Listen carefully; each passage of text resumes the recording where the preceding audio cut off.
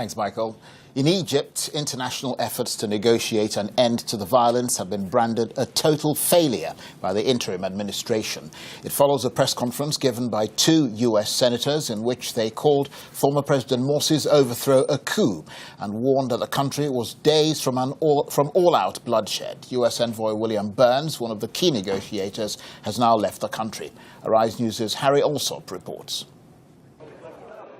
The Egyptian presidency has branded foreign peace efforts a total failure after 10 days of negotiations ended with two US senators criticizing the military overthrow of President Mohamed Morsi. Republicans Lindsey Graham and John McCain were sent to Cairo by President Obama to help resolve the crisis.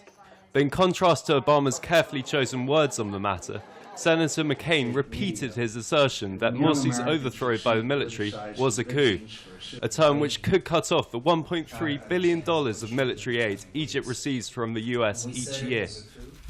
We've also said that the circumstances of the former president's removal were a coup.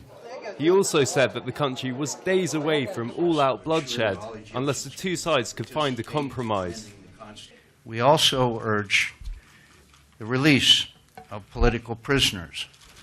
We also urge strongly a national dialogue that is inclusive of parties including the Muslim Brotherhood. And at the same time, we expect the Muslim Brotherhood to refrain from violence. And we have urged the interim government and armed forces to protect the rights and freedoms of all Egyptians and their right to protest peacefully. Interim President Adli Mansour called his suggestions an unacceptable interference in Egypt's affairs. The senators also urged the Muslim Brotherhood, many of whose leaders have been jailed since Morsi's overthrow, to avoid violence and join a discussion on the way forward.